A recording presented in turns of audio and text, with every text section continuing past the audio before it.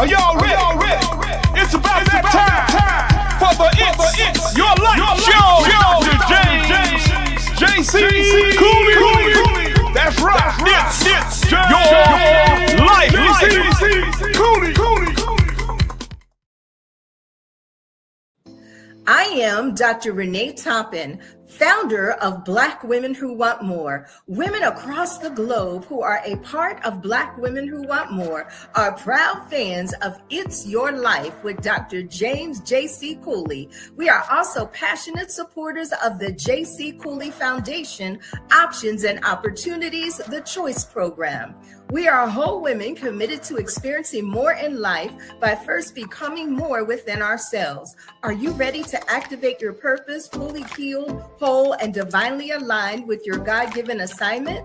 At Black Women Who Want More Online Christian Academy, you will receive the tools to activate your voice, elevate your confidence, and eliminate doubt. Be more, do more, have more with Black Women Who Want More. Because as Dr. James J.C. Cooley reminds us, it's your life. We invite you to join us on this transformative journey at bwwmacademy.com.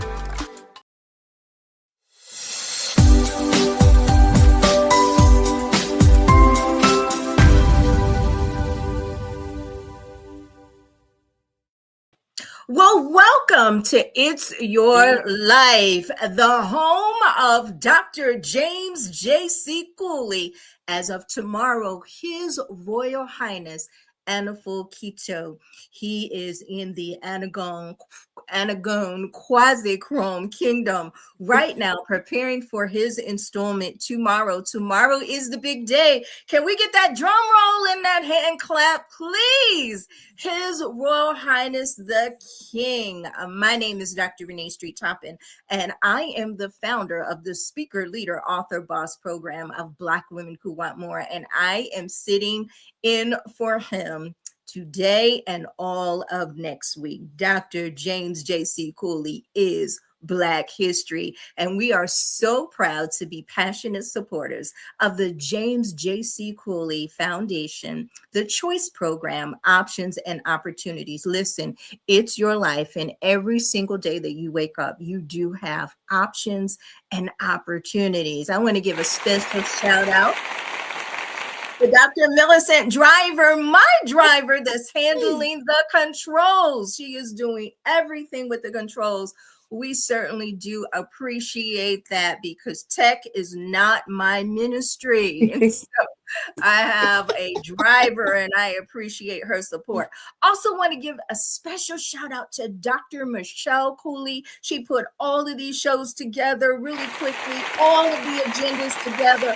She added questions. She made sure that the marketing flyers were done. She did so much before she was ready to embark upon her journey, as well as she had prepared to leave to go to the kingdom as well. So our prayers and our support are with Dr. Michelle Cooley at this time, and we thank her so much for putting all of these shows together, doing all the work, the research, contacting all of the participants. We thank you so much.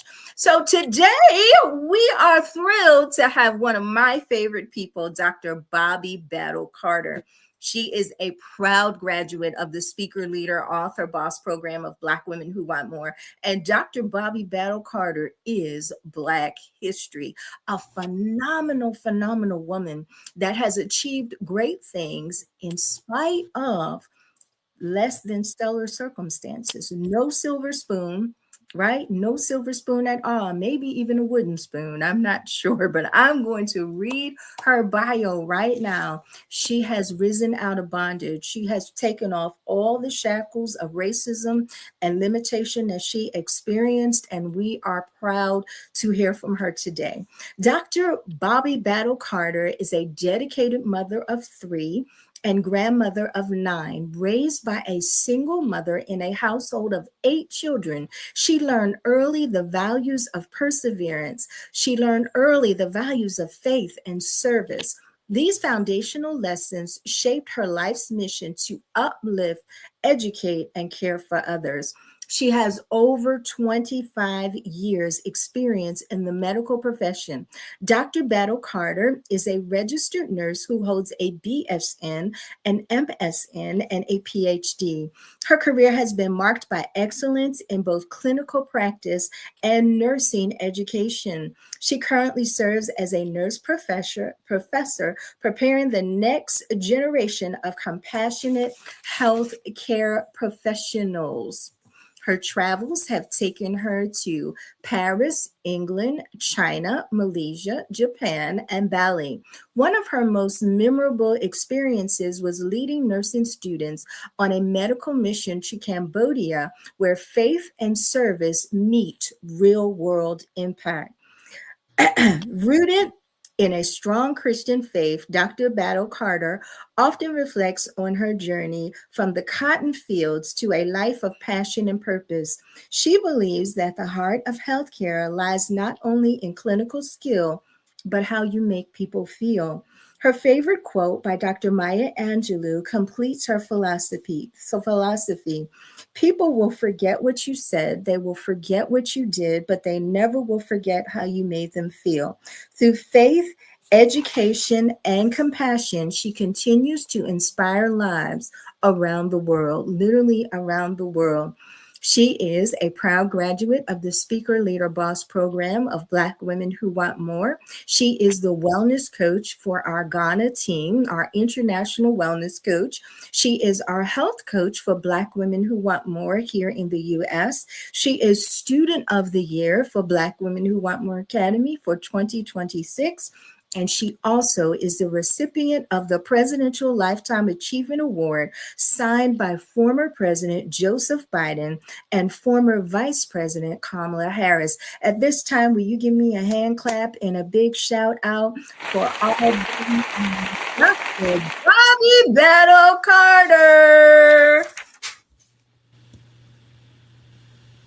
Dr. Bobbie Battle-Carter, welcome to the stage. We are so happy to have you here today. You are so inspirational to so many people. Yeah. And I want to give a shout out to your daughter, April, because April has been on many trips with us. And now we know that April is in nursing school because of your inspiration. And so we just want to give a hand clap to April. Come on, give April a hand clap. Yes. Finishes up that nursing school. No easy feat. But she is her mother's number one fan, I can tell, and she supports her mom as we travel all around the world. And now her mom is supporting her as she doesn't travel as much, but she's definitely finishing up that nursing degree. So Bobbie, Dr. Bobbie, welcome, welcome, welcome. My very first question to you is, what is the title of your book, and congratulations on its completion? We need some hand clap. We need hand clap for that. Woohoo! What is the title of that book, Sister Bobbie?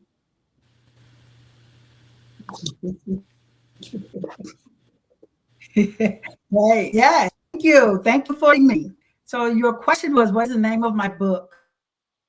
This book took me a while because I changed the title several times, but I finally got one that really stood out for me.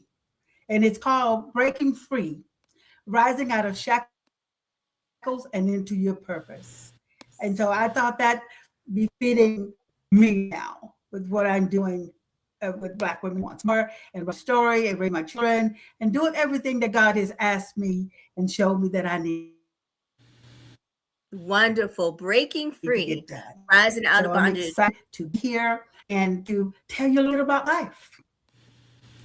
Okay. Awesome. Well, we seem to have a little bit of...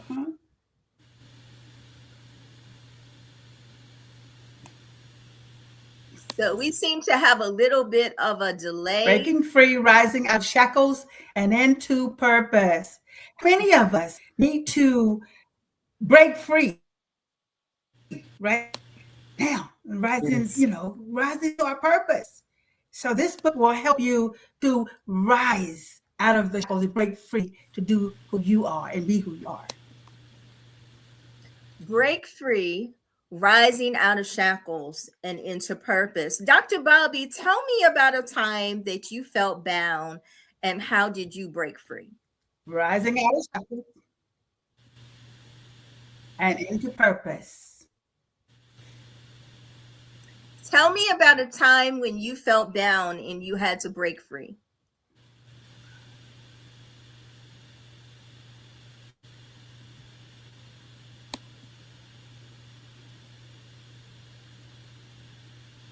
So, Millicent, you tell me about a time when you felt bound. So many of them. Okay. Okay, you're here. Okay, we have a delay. We have a little bit of a delay, some technical difficulties going on here. So we're gonna listen, but your voice is about maybe almost 2 minutes behind what we can hear. So we're hearing dead space and we're trying to hear you at the same time. So go ahead and speak. I'll try to type what you're saying and repeat it for our listening audience if I can. So this is a question. Tell us about a time when you felt bound and you had to break free.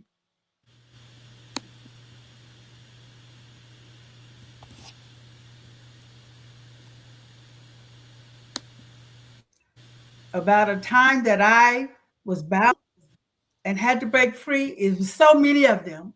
But the one that I want to tell you about is being 12 years old and working in the cotton fields. Working in the cotton fields for 12-hour days from 6 a.m. to p.m. working in the cotton fields.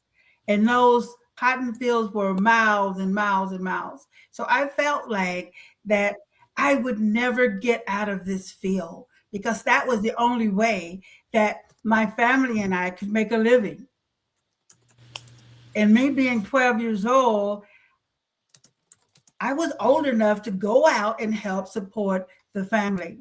My mom, as I said, she was a single parent, and I had 8 siblings, but when they grew up, they decided to leave. So that left me in charge.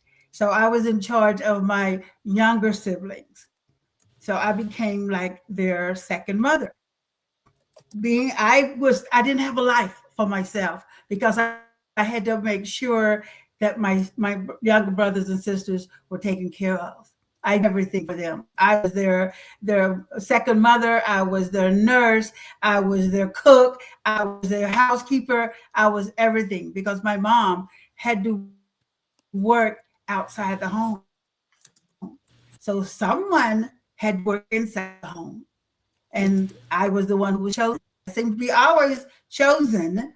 So right today, I continue to do what I do. And working in the cotton fields helped me to be able. I'm not going to shifts, 12-hour days, and just making like nothing. You know how much we were paid? $6.25 a day for those 12 hours. What can you do with $6.25? But we made it work. We made it work. My mom worked, I worked, and we made it work. We survived. We survived. And this is what I can do. Younger growing up, I couldn't come through the front door. We had to go through the back door. This is the South. Had to go through the back door for everything that we needed, food. And I argued, not necessarily argued, but I questioned why do I have to go to the back door and honey, get the same food that everyone else gets? Because it's green, right? So why should I have to go through the back door to give you my money for us to get food? And I questioned it. And my mom, she would get so upset with me because question. I've always been one to question things. If I don't understand it, I would ask questions. So I worked in the cotton fields. I supported my mom. And I listened to her when she said, be quiet. Be quiet. You're going to get yourself hurt if you keep talking. So be quiet. I have a right to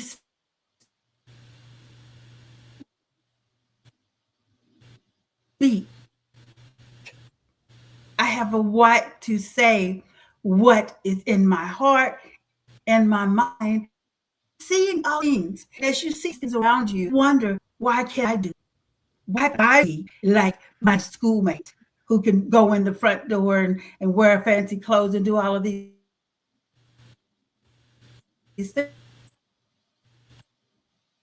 things? But one day that's going to be in of society because they didn't like the color of my skin. Right? They didn't like the color of my skin, but guess what? I do. And God says, your skin does not matter. Your skin doesn't matter. It's in your mind, it's in your heart. That's what matters. You should do and be the person that you want. And that right then was, no, I'm no longer bound. I am free. I'm free to think. I'm free to do those things. That's when I decided I'm going to be a nurse. First, it was going to be a doctor because I had to take care of my siblings' wounds. I created steri strips before they were steri strips. I just took a piece of tape and wrapped my brother's feet. And when they finally went to the doctor, and the doctor says, who did this? I was afraid to say that I did it, but I did it.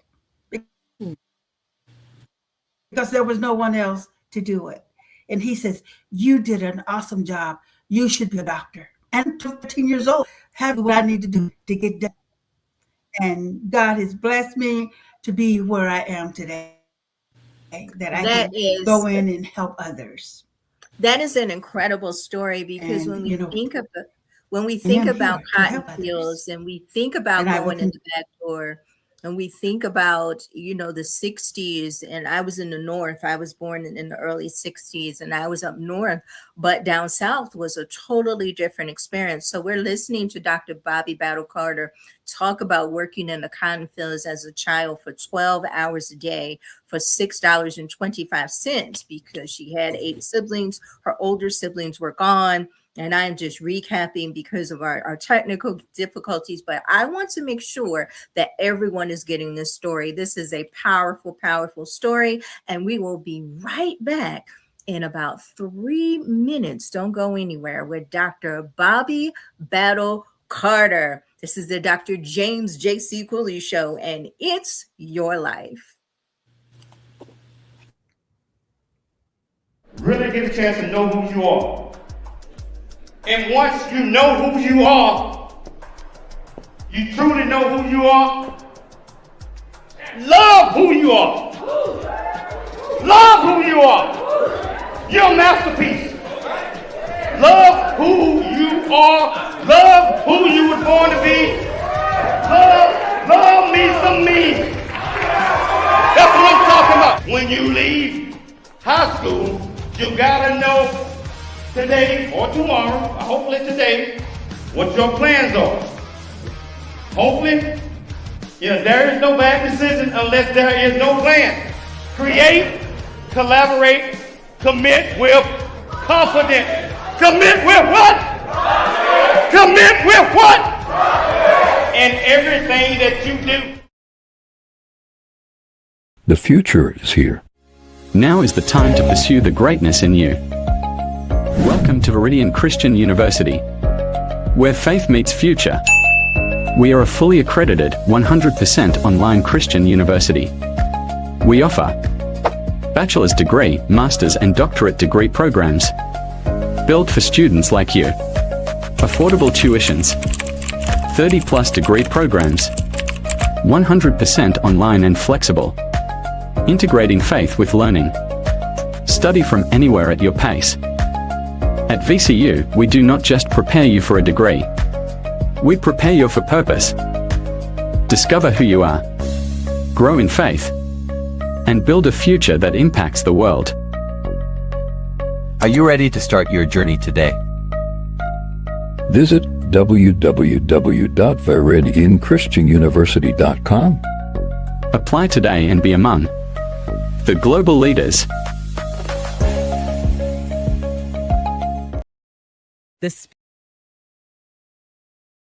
The Speaker, Leader, Author Boss program is the #1 certification program for women of color. Speak confidently, write effectively, lead passionately, and earn consistently. This program offers you community and opportunity. It's not just a course, it's a calling.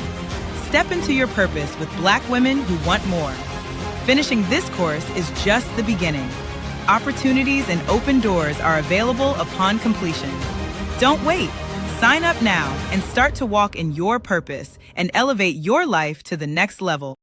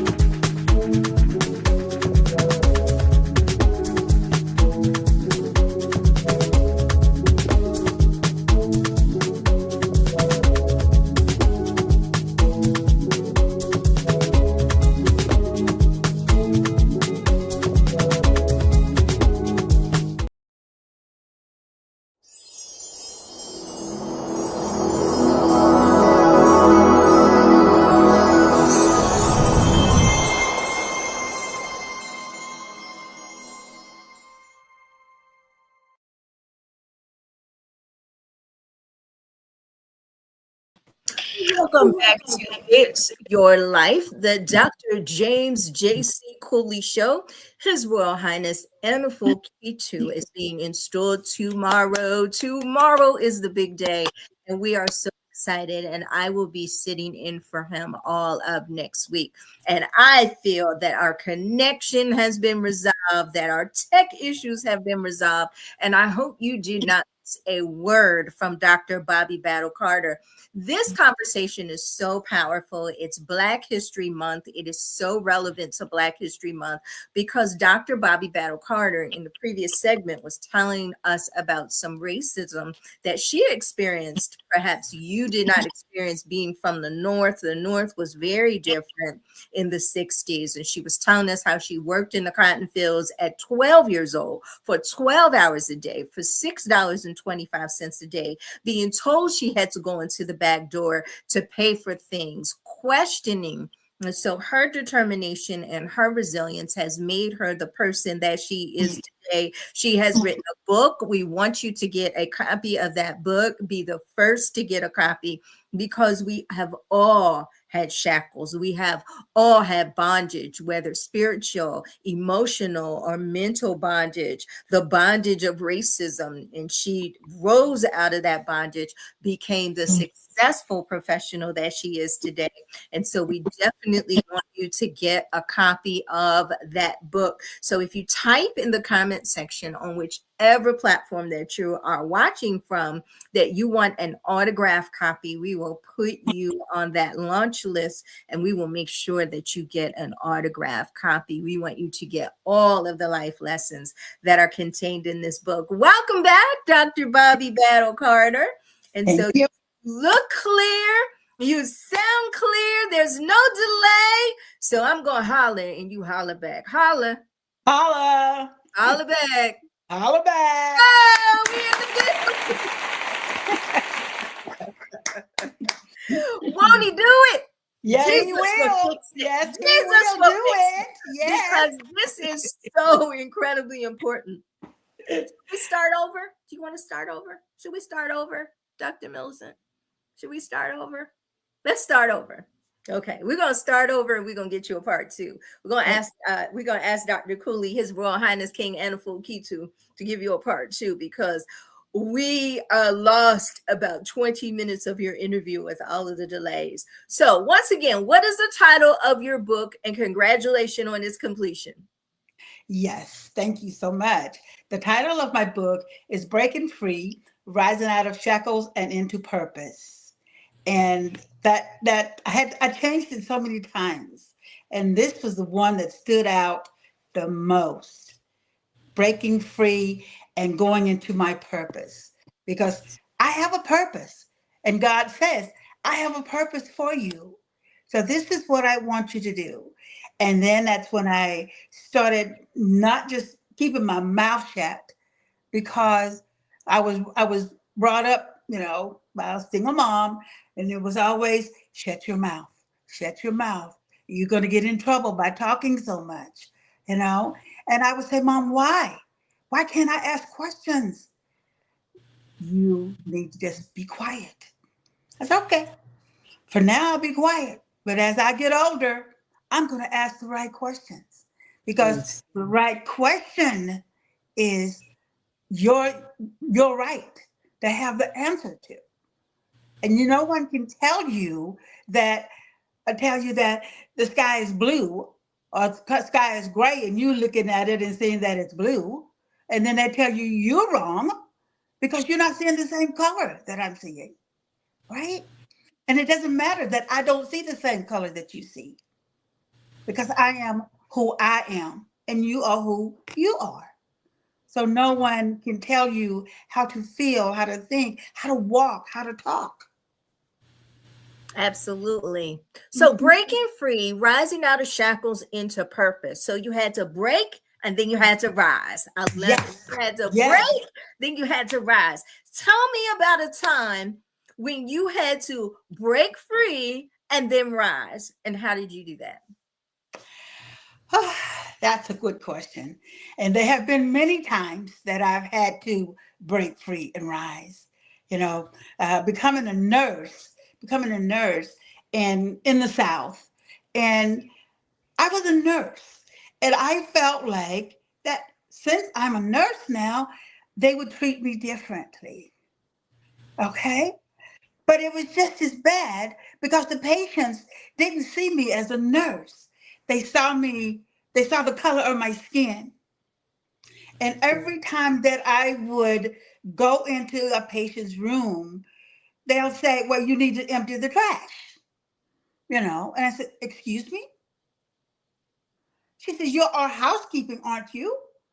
And I had to stop, gather my thoughts, and say, why would they ask me if I was a housekeeper if I've got an IV bag in my hand?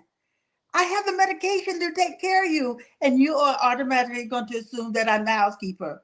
Where in America do housekeeping hang an IV? And I said, okay, stop. I had to tell them, stop. Many times I had to say, stop and breathe. Stop and breathe. Right. Because they just because you have the title nurse, they don't understand that it's a title, and you going through school, all they see is the color of your skin. So they don't want you to be their nurse, but they need a nurse. So I had to pray, and I walk out of the room and I said, okay, I chose this profession for a reason. I have to take care of people who don't believe that I'm a nurse, but I'm here to save your life. I cannot allow them to tell me who I am. Right? And so every time I got a new patient, it was always, I had to really prove myself. Even as the charge nurse, I had to prove myself that I deserve to be that charge nurse, because I'm trying to save your life, but yet you can only see the color of my skin. Right? Isn't that something, Yes. Dr. Millicent and Dr. Bobbie, that we can break through in education? Yes. We can break through in income. We can break through in so many areas, but the color of our skin, that's something that after all of these hundreds of years, we are still trying to break through. Barack Obama and Michelle Obama achieved, former President Barack Obama, former First Lady Michelle Obama achieved the highest level of success and still have not broken through. Right. Still have not broken through. That racism is still there. And it's almost like Will we ever get the respect in these United States? And will we ever feel like we have truly, truly broken through? So, how did that make you feel after all of that education and all of the things that you had overcome in the cotton field and going through the back door, that people still have a back door mentality? Did you feel like you really broke through, or did that give you an emotional, spiritual setback in that I have arrived and I'm still not welcome? Yes, I felt that. I felt that I said, even though I've gone through school, passed the same test that they had to pass to become a nurse, okay? But yet you still don't see that I'm here to help you, and I just really asked the God, give me, and I called on God a lot. Every day I worked, I had to call on God because some of these patients would just treat you so mean, so mean. So, but one patient came in, which turned everything around for me, and I just ignored everyone else. But this one gentleman, he's about 87 years old, and he was Caucasian, and that I was a charge nurse again, so I had to admit him, and I said, okay, I'm really not in the mood for this today, because he was 80 something years old, and I said, and I judged him, and I shouldn't have judged him, I just judged. So like he judged me by my color, I also judged them by their color too. I said, oh, here we go again. I've got another one that's going to come in, and they're going to try to downplay that I am a nurse, right? But then I talked to him. I used my professional voice, and I talked to him. I did the admission, and then he was, I'm saying like, oh my goodness, he's so quiet. And so he reached up to get my hand, and I kind of stood back because I thought he was going to try to hurt me, right?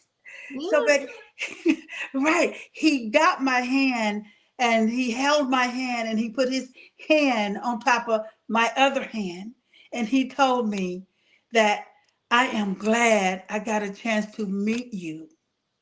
And he passed away during the night.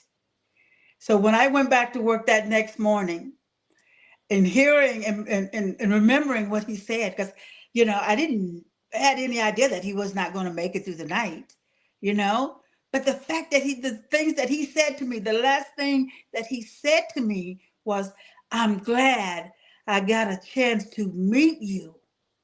I didn't hear that from anyone else, but I heard I'm looking at this was his dying words.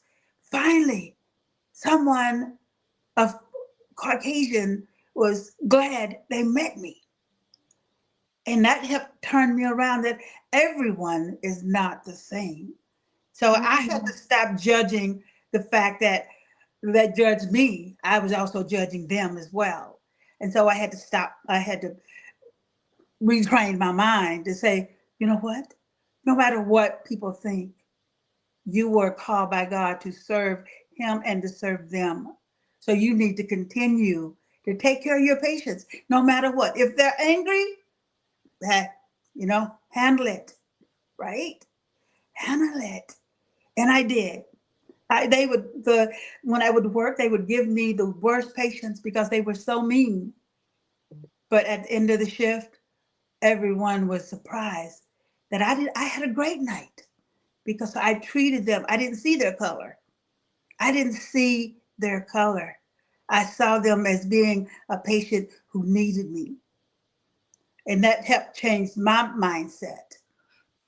And what I believe in that moment, Dr. Bobbie, is that I believe that 87-year-old Caucasian gentleman spoke to you through the voice of God, saying, Yes. you truly have arrived. You broke through. And I want to be the one to tell you that as a Caucasian man, that I'm glad you're here and that I'm glad you broke through. And I just believe that was his way of comforting you. Yes. Through the voice of God, the Holy Spirit, whatever you believe, that was your validation and your confirmation that no matter what anybody says, this is where you belong. And you are in the right place at the right time.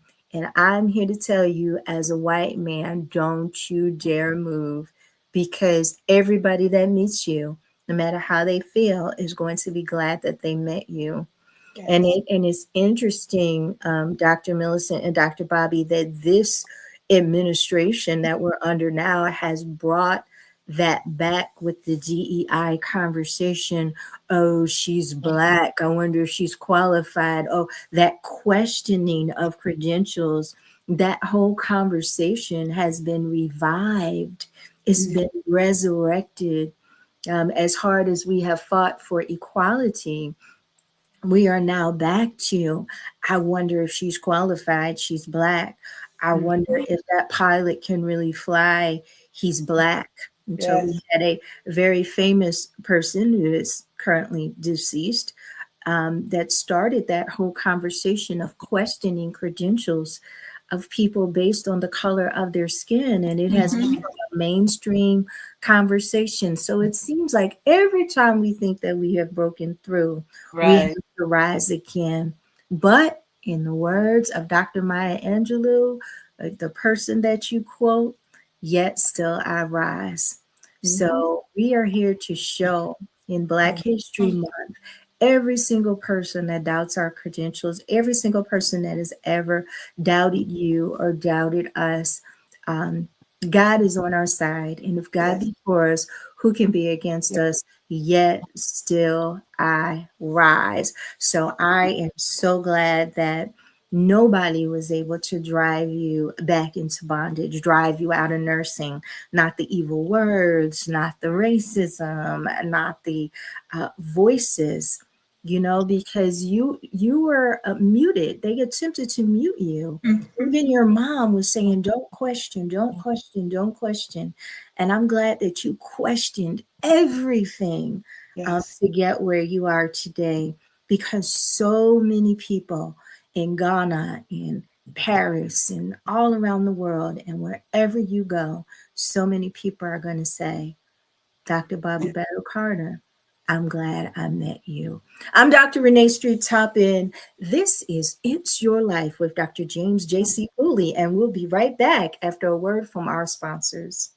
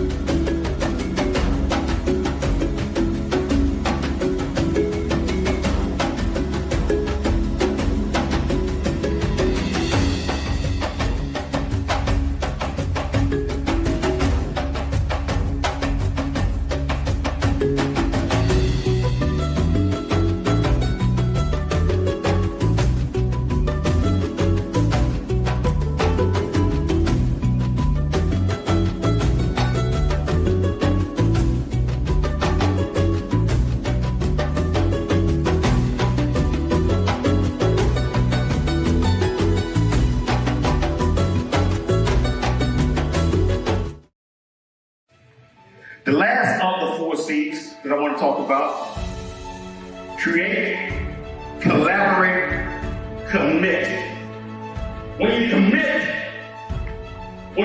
to something, if I say, Brad, are you going to do that?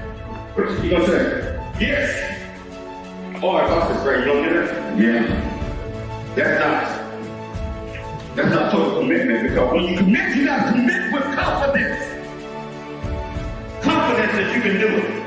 Confidence that you can grow this program. Confidence that we can save lives.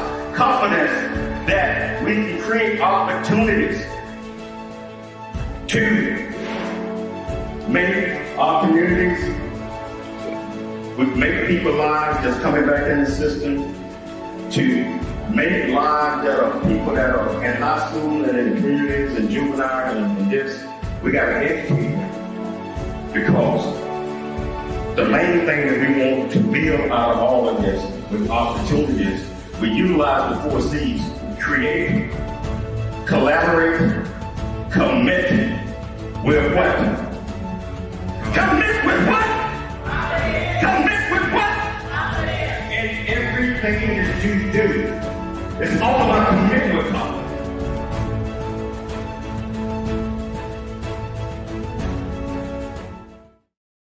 The Speaker, Leader, Author Boss program is the #1 certification program for women of color. Speak confidently, write effectively, lead passionately, and earn consistently. This program offers you community and opportunity. It's not just a course, it's a calling. Step into your purpose with Black women who want more. Finishing this course is just the beginning. Opportunities and open doors are available upon completion. Don't wait. Sign up now and start to walk in your purpose and elevate your life to the next level.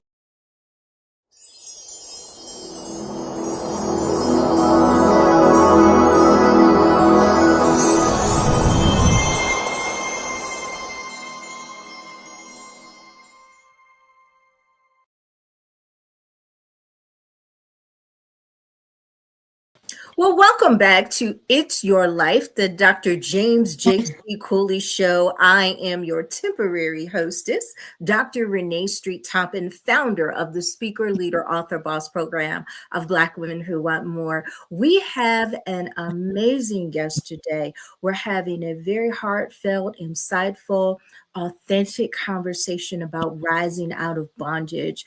And boy, oh boy, has she risen. Dr. Bobbie Battle-Carter has risen from the cotton fields, has risen from the back door, right? She has risen from the voices that try to mute her. She has risen out of racism, and she is an example of resilience today. She is an example of overcoming.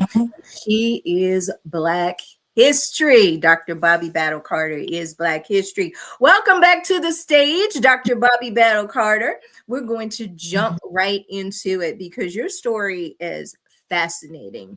Absolutely fascinating to hear that you picked cotton at the age of 12 for 12 hours a day for $6.25. That was a form of slavery, right? $6.25. Wow.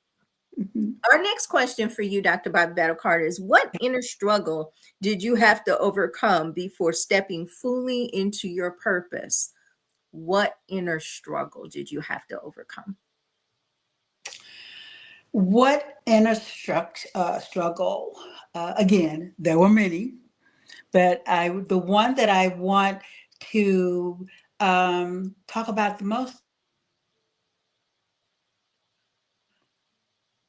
And so we lost her, but I'm sure she'll be back. We're talking about inner struggles and the inner struggle that you have to overcome to break free from bondage, the inner struggles that you have to overcome to rise into purpose. And all of us have had those struggles. We struggle with self-doubt.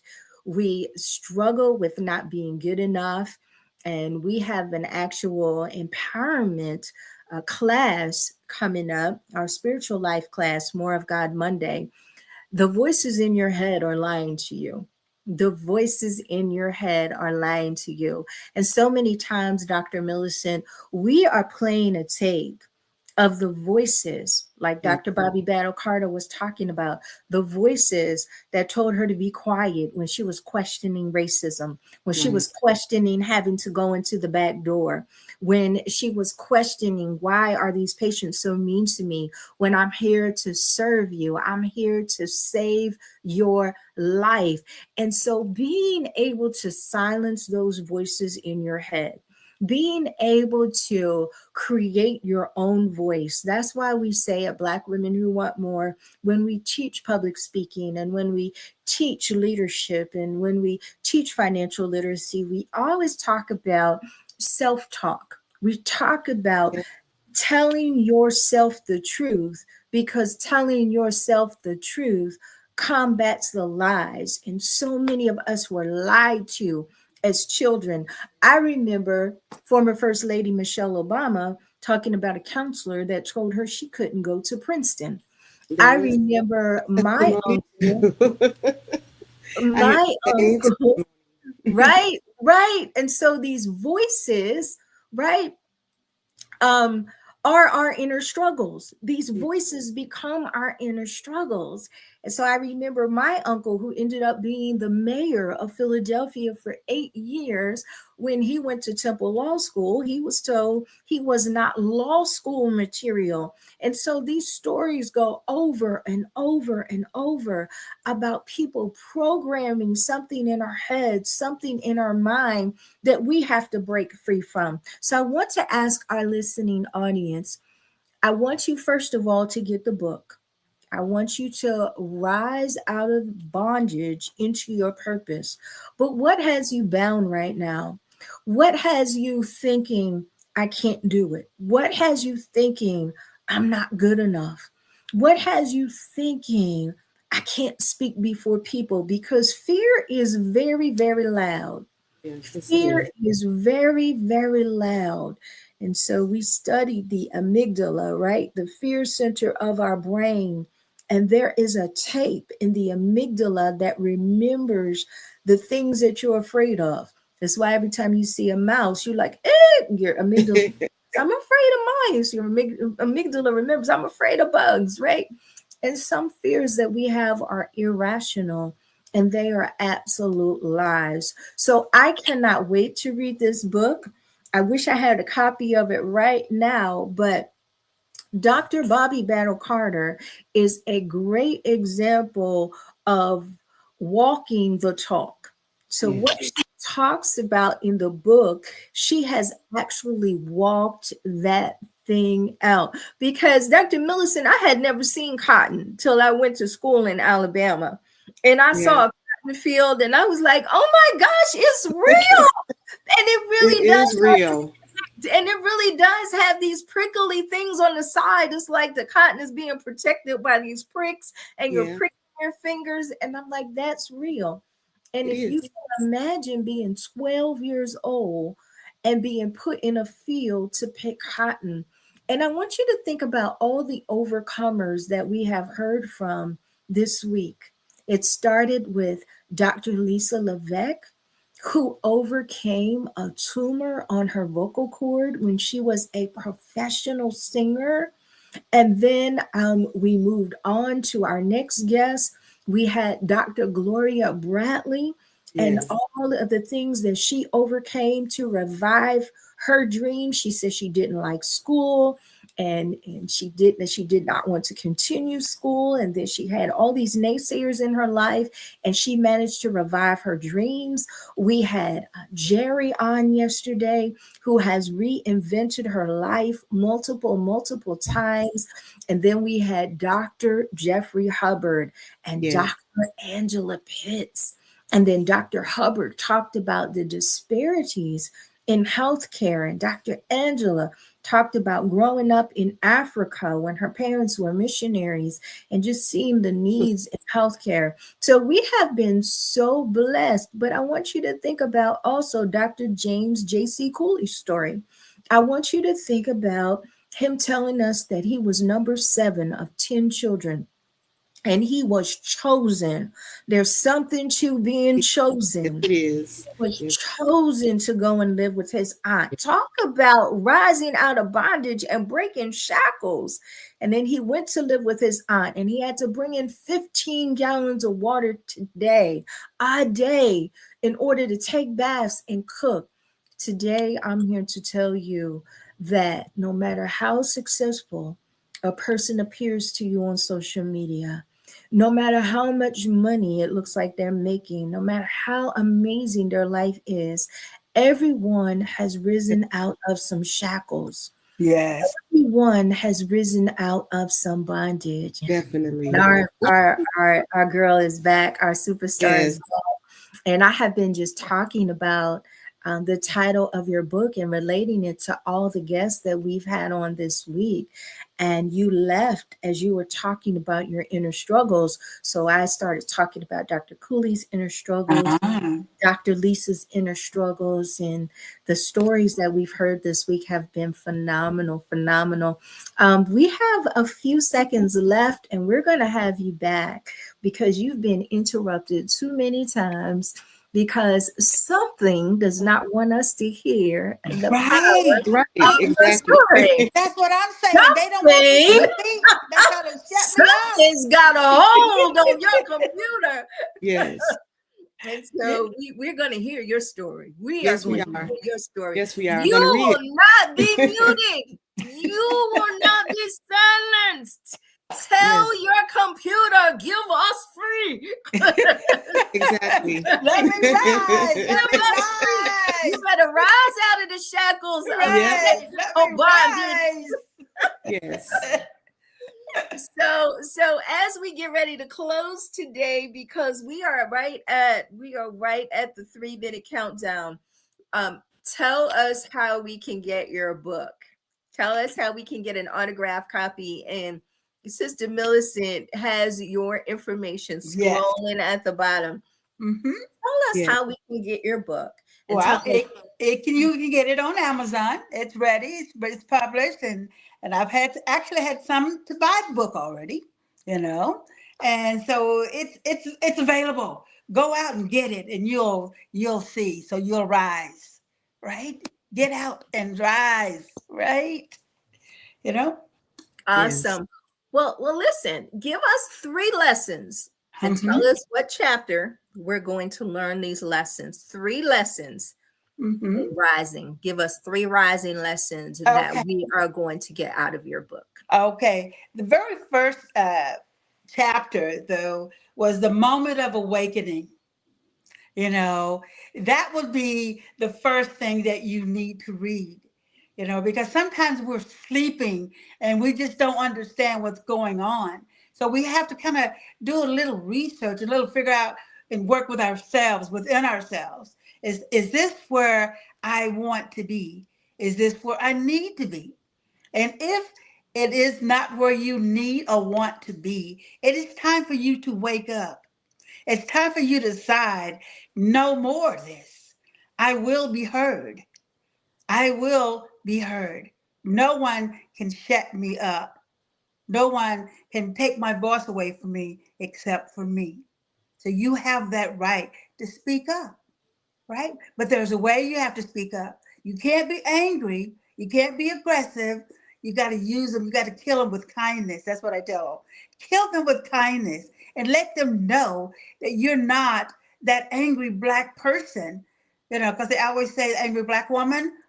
No, I'm not angry. I'm just curious. And I want to know what's going on, know what I need to do for me. And I figured it out. And it's for me to use my voice and ask questions. So that's good. That's a good one. Okay. And then another one is when faith becomes an anchor. Okay. Using your faith as an anchor is powerful, because faith will help hold you up, right? It'll keep you standing when everyone else is trying to knock you down. But if you have faith in what God has put in your heart and in your mind, you will continue to walk, continue to go forward. Okay. And lastly is walking through the fire. Those are the first, one of the first 4 chapters, but walking through the fire is something that helped me to understand.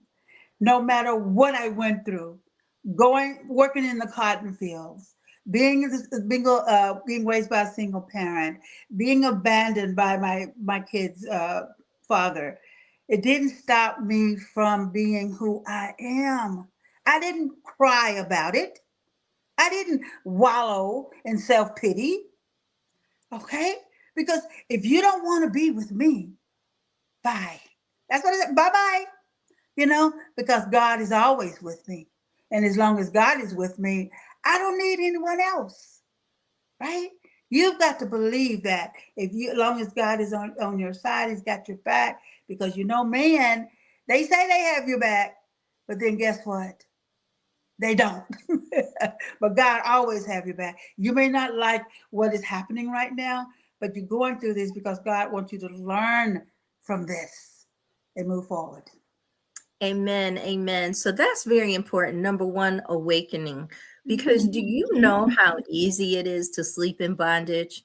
It is so easy to sleep in bondage. If you don't move, how do you feel the chains? If you don't move, how do you know that you're bound? Because a lot of times our comfort zone is what's causing our discomfort, but it's uncomfortable to move. So we settle for the comfort of staying in an uncomfortable situation. I know that sounded really crazy and really, but think about it. You have a dead-end job. You know it doesn't pay enough money, but you've been there 10 years and you're too comfortable in that discomfort to move. So Dr. Bobbie Battle-Carter said the first thing you have to do is wake up. And you have to stop saying, this job doesn't pay enough. This job is a dead end. This relationship is toxic. You're saying things, but it's like you're talking in your sleep. Right, Dr. Bobbie? If you're just talking about the problem, then you are talking in your sleep. Right? So she said, wake up, and waking up is the first part. And then being anchored in faith. But being anchored in faith is not the same as being bound. Being anchored in faith, that anchor is just to hold you in the storm. The anchor of faith doesn't hold you down, it holds you steady. Come on, somebody. Yes. The anchor of faith doesn't hold you down, it holds you steady. So you have to be anchored in faith and knowing that you are who God created you to be, and never let your circumstances define you. My name is Renee Toppin. I'm here for Dr. James J.C. Cooley. It's your life, and it's been a phenomenal, phenomenal week. We have one more week. We'd like to give a final shout out to His Royal Highness Anaful Kitu. And congratulations on your installment tomorrow. We will be praying for you, and we cannot wait to have you back. It's your life. Dream big, think big, be big, and do big things. And we'll see you next week. Bye.